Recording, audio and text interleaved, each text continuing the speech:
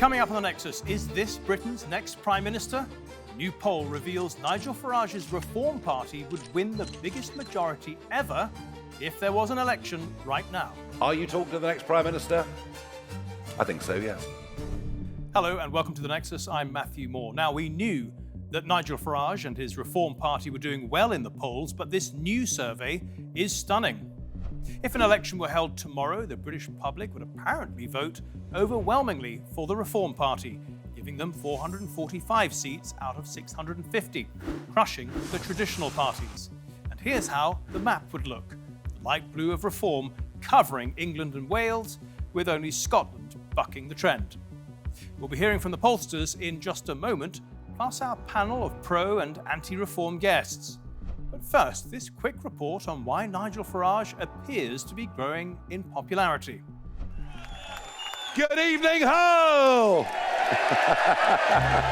The polls say he's the most popular party leader in Britain and project that his Reform Party could be the largest after the next general election, meaning Nigel Farage is the current bookmakers' favourite to be the next Prime Minister, ahead of the current one, Keir Starmer, and Tory leader Kemi Badenoch. Both Labour and the Conservatives realise he's a threat, which is why they can't stop talking about him. Nigel Farage and Reform. Reform. But Farage failed 7 times to become a Member of Parliament before finally succeeding, and Reform was only established in 2021. So how is he in with a chance of smashing the duopoly of Labour and the Conservatives for the first time in a century? Well, poll after poll after poll shows the British people want less migration, both legal and illegal, and of all the national politicians, he's the one promising the most drastic action. We will stop the boats and we will detain and deport those who illegally break into our country. Reform want foreign criminals removed from our country ASAP. The only way to really fully restore sovereignty is by leaving that European Court of Human Rights. We will abolish indefinite leave to remain. Oh, and he's also got a primetime show on a major news channel. What a very good evening to all of you. I am delighted to be back on GB News. You don't want Nigel Farage saying things in the House of Commons in order to get more headlines, in order to drive viewers to his show on GB News. The other thing is you don't want conflicts of interest. Reform's breakthrough began at the 2024 general election when it came third in terms of vote share, winning 14.3%. The party, labelled far right by some, is also the favourite to win next year's local elections. But there's still 3 or at most 4 years until the next general election, and that's an eternity in politics, and a lot could happen before then. Are we on the cusp of a massive change in our politics? Well, let's bring in our panel now, and we have Neave Mercer Danher from PLMR, the company that commissioned the new poll, Joe Twyman, a very experienced pollster who runs Deltapoll, and 2 journalists who have rather opposing views of Mr. Farage, Esther Krakue and James Bloodworth. Welcome to the programme, everyone. Neave, if I could start with you. Your new poll is predicting that Reform would win the biggest ever majority if the election were tomorrow. Were you surprised by this?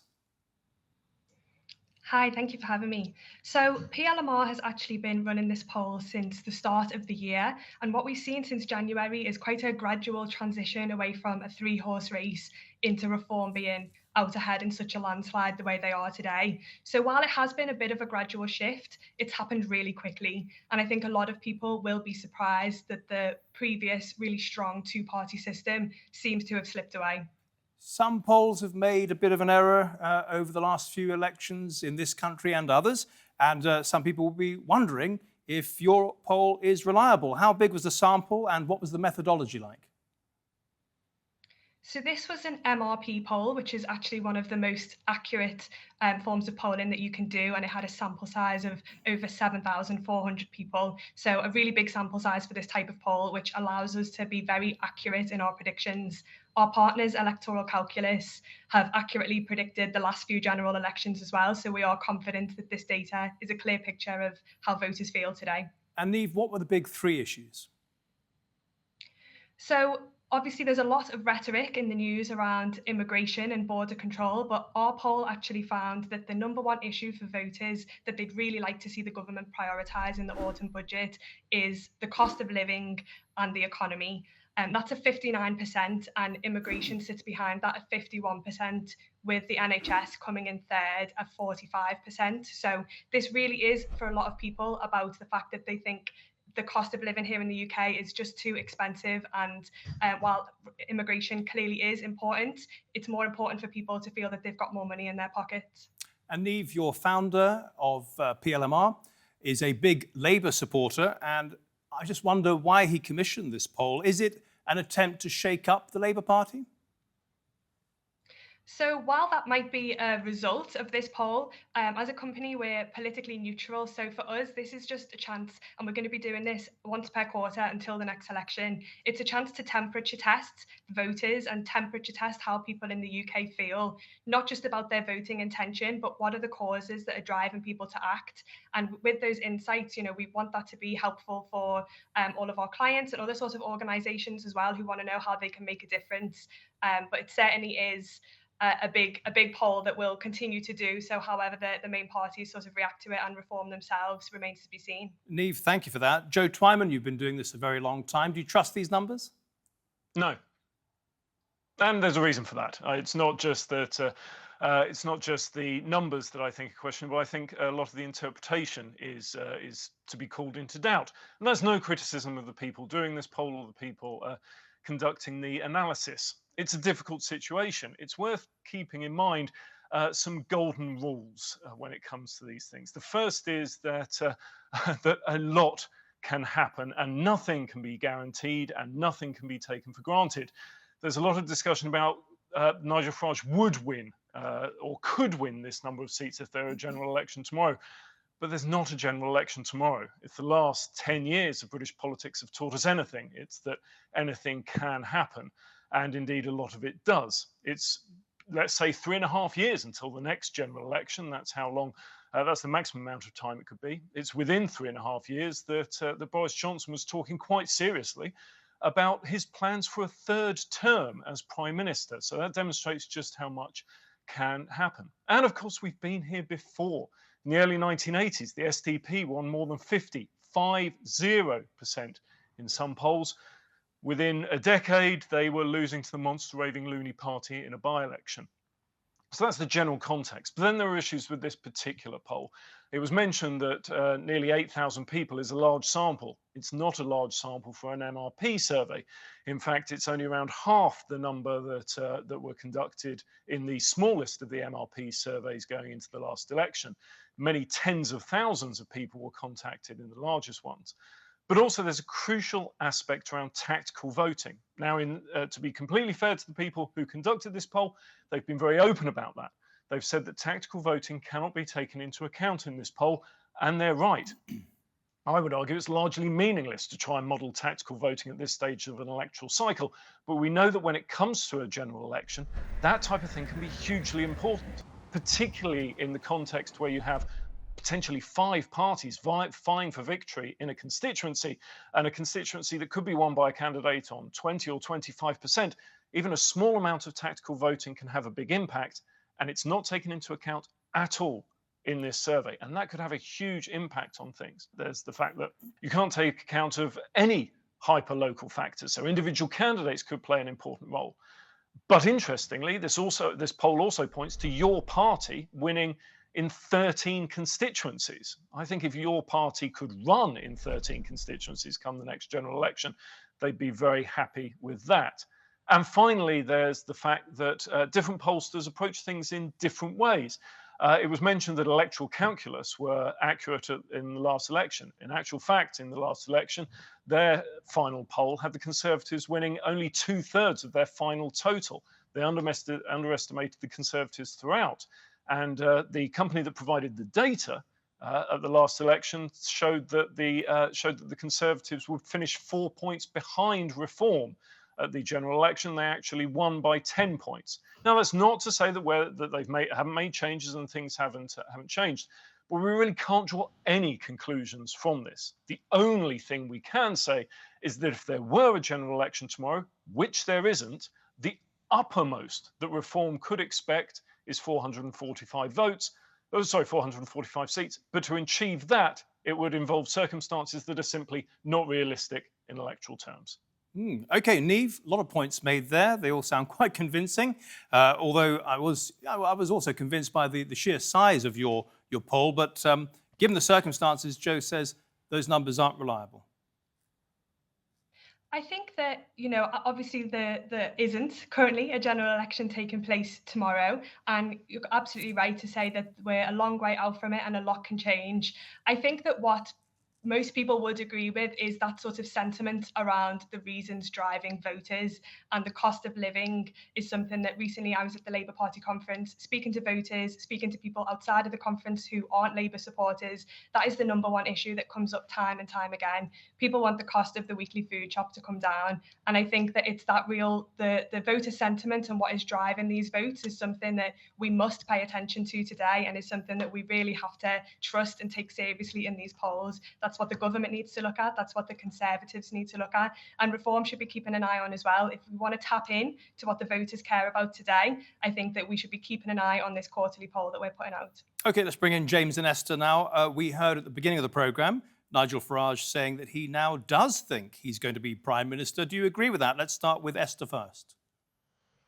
Well, I think there is a real possibility, and I also think it would be ill-advised for him to say that he doesn't believe that. That would be quite counterproductive to his goals at the moment. And clearly momentum is with Reform, not because there's a huge swell of love for the party. I mean, the party's only been around for a few years. But like was mentioned previously, it's the issues that are underpinning the electorate's pull towards Reform, which is actually surprisingly a bigger threat to Labour than the Tories. I think one of the things that's important to remember is that Nigel Farage is Reform, and the kind of place that he holds in British psyche is Mr. Brexit. This man for the last 3 decades, basically in British political sort of space, has been, we need to leave the EU, we need to leave the EU. Most people don't actually know very much of his political philosophy or ideology, if he has one, outside of that. So the last few years have presented an opportunity for him to be more than just Britain leaving the EU. And on one hand, you can say that voters see that he's consistent, because he has been consistent on that one issue, especially in comparison to someone like Esther, who doesn't have any convictions other than he believes he should be in charge. He's had U-turns on very many key political views that he held a few years ago, and that he did use as a battering ram against the Tories. And that's concerning for people that don't know whether this party is a serious outfit or a bunch of student activists that managed to win over the Tories. But on the downside for Nigel Farage, the fact that he doesn't have the political establishment behind him, he doesn't have think tanks or policy research institutes, or all of the infrastructure that the major parties have to formulate policy, but most importantly, drive it through, is a concern. Now, of course, polls 3.5 years out of a general election should be taken with a pinch of salt, but I think it's the underlying sentiment that should be taken seriously. The big test for Reform coming up soon will obviously be the elections in May, because that will really show that the British public are at the very least willing to give them a chance. And if they're able to capitalize on that, then the poll could very well come to fruition. I don't think it's just the feeling that people are sick of the Labour Party. They're sick of the major parties in general. And that's why you're also seeing, alongside a support for Reform, major support for the Lib Dems, which has its highest number of MPs in the Commons, even though the average person wouldn't know this, because again, they seem to be scavenging on the carcasses of the Labour and Conservative Party, but they don't seem to have any solid political philosophy of their own. And then you're also seeing the spike in Green Party membership thanks to the leader Zach Polanski. So really, it's just a sentiment across the board that we are sick of the major parties. We've handed them opportunity after opportunity to get our priorities right as voters, and we're sick of this. And Nigel Farage, whether you like him or hate him, has been the only consistent political figure in the British political system for the last 3 decades, and he's worth a shot. Whether any of his promises can actually happen when he finally gets into power up against a civil service that will no doubt be looking at P45s down the line, if nothing else, is another matter entirely. OK, James, worth a shot, Esther says. No, I mean, he's been consistent in the sense that he's been consistently wrong about almost everything. I mean, his main issue was Brexit, and Brexit was the worst foreign policy decision taken by this country since the Iraq War, or perhaps going back even further. than that. I mean, when people talk about the cost of living and the economy today, one of the reasons the economy's been squeezed is because we left the single market. You can ask any small business person this, and they will talk about the extra hoops they had to jump through following Brexit. And I was not someone who was a die-hard Remainer, but I think this idea that Farage has been has made the right calls when part of the reason Britain is in this predicament now is because of the issue he campaigned on for many decades. He got his way. And instead of taking responsibility for that, he now says that real Brexit, true Brexit, never happened, and it's everybody else's fault, and it's this amorphous establishment or this elite, which typically means anyone who doesn't think the same things as Reform do. So I mean, I don't think he's going to save Britain, and I don't think he'll be Prime Minister either. I mean, a poll like this, I think what it does show is there is a level of discontent with the two main parties. So I think the main opposition party in the Conservatives is being led hopelessly. I don't expect Kemi Badenoch to be leader of the party even next year, let alone the next election. That will change things. I think you may see a kind of resurgence in the Conservative Party then, and the Labour Party may not even have the same leader come the next election. So yeah, I mean, I can see polls like this do speak to a certain discontent. I mean, Farage is all over the media. Farage is a much bigger character, a much more charismatic communicator than the other two leaders. He's even got his own television channel in GB News, which yes, the other candidates don't have. Exactly. But I think in the cold light of day in 4 years' time, and when people go to the voting booths, they may not necessarily want to put a tick by the Reform Party candidate's name, knowing that this might make Nigel Farage Prime Minister. And even now we hear that, we see in this polling that the main issue for voters isn't immigration, but it's the economy and the cost of living. Well, if they also think that by kind of massively reducing immigration, that's not going to have a negative impact on the economy. And I say that despite, I recognize there are huge issues with the asylum system and the large amount of boats coming across the channel. But the idea that Britain's problems will now be solved by this radical reduction in immigration and in people coming over to Britain to take jobs, that's going to fix the economy? I mean, no. And I think most people realise that. I don't think most people are that foolish, to be honest. James, thank you for that. We're going to take a quick break from this particular discussion and take a look at what's been going on with Nigel Farage. And he was in court this week for the sentencing of a man who threatened to kill him. We have some breaking news for you this afternoon. A migrant who came to the UK on a small boat has been sentenced to 5 years for making a threat to kill Reform UK leader Nigel Farage. The Afghan migrant live-streamed his journey to Britain and posted videos on TikTok under the name MADAPASA. Mother. The court was told he had already been convicted of violent crimes in Sweden 17 times.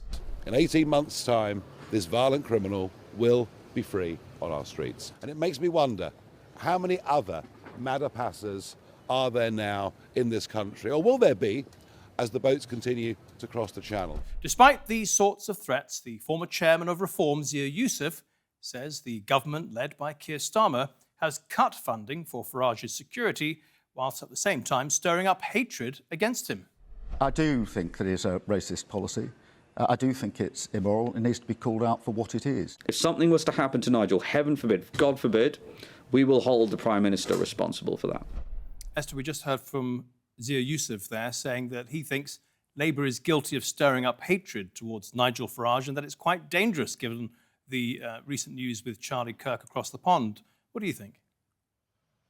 Well, I think there is an argument to say that the political temperature is being raised, especially as Labour looks for ways to basically outflank Nigel Farage on key issues. You have to remember that Labour has not had a great summer. They certainly didn't have a great summer last year either, even in the immediate aftermath of the massive win.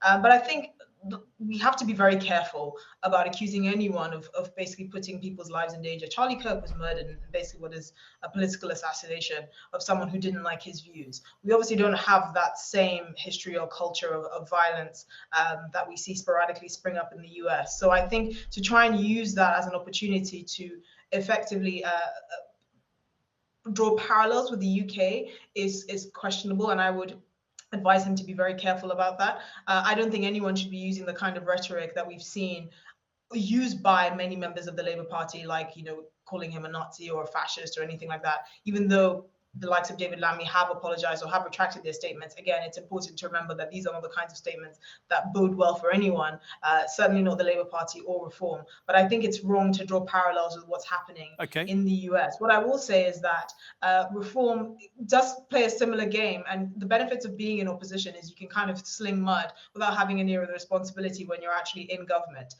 But again, it's the responsible thing to do for all adults in the room to bring down the temperature and not use language irresponsibly. Joe, does the MADAPASA story move the needle at all?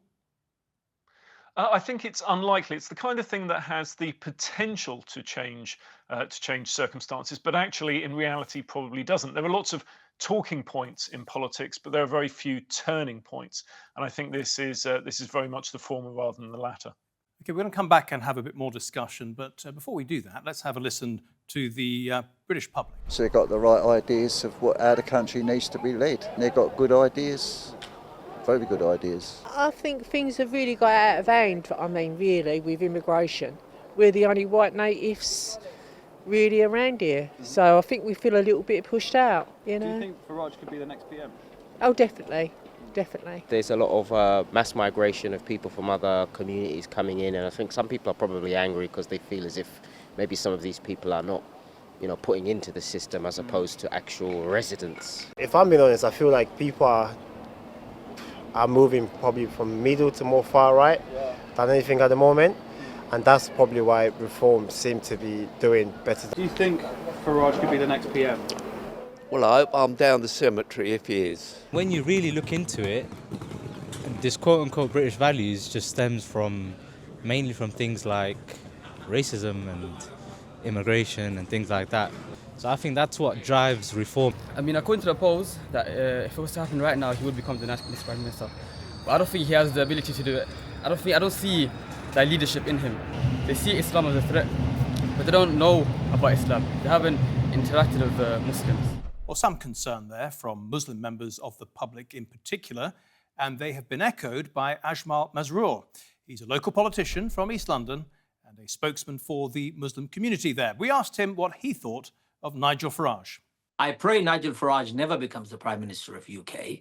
Obviously, for him to become an MP, he's done 7 or 8 attempts and eventually got through. And I think for him to become the Prime Minister, it probably will take him hundreds of attempts. He probably won't be alive until that time. So I'm praying quite vociferously saying, we don't want to see a man like him become the Prime Minister. But in politics, anything is possible. An old man told me the other day when I was entering a mosque, he said, some things are looking very bad. That means we have to work harder than we've ever done before. We have to integrate. We have to be in power and positions of influence. We have to be part and parcel of the society. And we have to demonstrate that we care. And this is our country and this is our home. And we're going to do everything possible for its well-being. Well, James, clearly a lot of concern there from some communities. Do you think that they're justified in those fears? I mean, I think it's important not to be overly alarmist at this point. I think Nigel Farage personally, I would characterise Reform UK as a radical right party rather than a far right party. And Nigel Farage personally, he has, for the most part, maintained a cordon sanitaire between himself and individuals and groups who I would characterise as racist and Islamophobic, such as Tommy Robinson, for example, the English Defence League and the remnants of the British National Party. I mean, Farage kind of makes Farage will say that, will boast about the fact that he's prevented former members of the BNP being in Reform. So I don't think it's quite right to tar him with the same brush as some of those people. But I think the issue is that if you make immigration the centerpiece of your electoral campaign and you win an election and then you haven't, reducing immigration doesn't solve the country's problems. In fact, it makes them worse. I think then you can get further scapegoating. And it can also normalize a kind of rhetoric around the idea that the problem in Britain is foreigners or foreign-looking people. And we can kind of see this ratchet up, and then you have incidents like we had last year where you have this horrific crime in Southport, and then the first response to that among some communities is to go and throw bricks at a mosque or try and burn down a hotel full of asylum seekers. So I think the political climate can be kind of, the toxicity in it can be kind of ramped up by reform. Although I wouldn't personally accuse Nigel Farage of being a racist or of using kind of anti-Muslim or anti-black rhetoric, for example. I think it's a bit more nuanced than that. James Bloodworth, Esther Krakue, Joe Twyman, and Neave Mercer Danher, thank you all very much today for your analysis. Much appreciated. And thank you at home and on your phones for watching. Until next week, then, goodbye.